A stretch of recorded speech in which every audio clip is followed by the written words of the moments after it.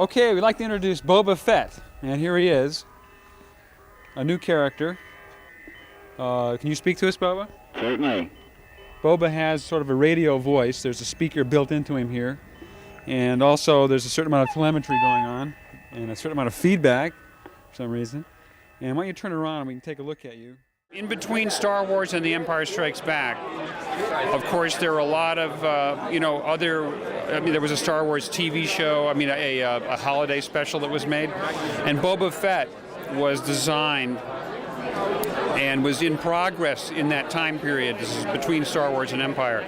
And, Joe Johnston had designed him, and George had approved the designs, and they built a temporary costume to see what it would look like. So we had the costume there in George's house, and we put it on Dwayne right here, Dwayne Dunham, the editor.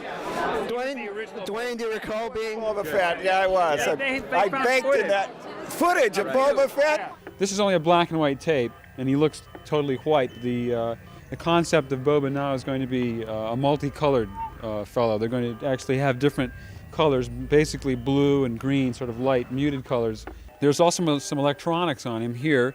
They don't really show up in the sunlight here, but there's some readouts here there's some small electronic numbers and things flashing in the window. This is a rangefinder. Is this what this is here? This tilts down here, and he can look through this device here and sight on various targets and so on. And there's some little optics and some little lights that blink on and off. There's actually 2 red lights. I guess there's a number of different weapons. There's the rifle, the laser submachine gun, more or less. There's a flamethrower here. Why don't we get a close-up of that aspect here? Okay, it's this structure right here. And guess what? There's some igniters in the front here that ignite propane gas, and it'll shoot out. On top, this is a dart throwing device, rather deadly, and there's other mechanics and electronics related to that there. These also shoot some sort of darts, projectiles from each knee. There's pockets down on the front of the legs here to store various tools and other accessories. Oh yes, on the feet we have, are these blades that kick out? At one time I thought that's what they were going to be. Are these also just spikes, just for kicking? These are little darts that fire out. Oh yeah, right here, these 4 little pins here. And this is some sort of laser gun. Yeah. It emits from this little copper end here. All right.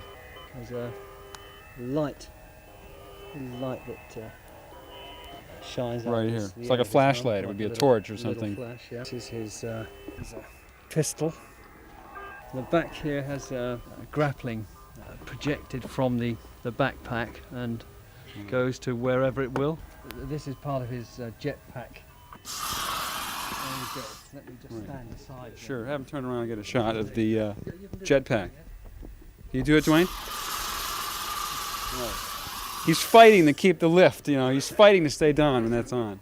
Another feature will be what the equivalent of scalps, or actually scalps of some of Boba's victims. He's got a nice one there. Yeah, that's right. I was a little too short. Which will be hanging down from his shoulder, sort of like a pigtail might, but these would be the locks of hair of various enemies that he's slain in the course of his mercenary duties. They wanted a character that could make public appearances, and I think Boba was kind of designed as a character between Star Wars and Empire that they could, get the public excited about something new. Dwayne, how did you get the role? Oh, I just fit the suit, that's all. Well, look at him. But listen, do you know that Boba Fett wore spurs? That's right. In the movie, he was Clint Eastwood in outer space, and Ben put spurs on him. So when Boba Fett walks down the hallway, he goes ching, ching, ching. He didn't have any spurs you could see, but we decided we would put them on anyway. That's right, I forgot about that.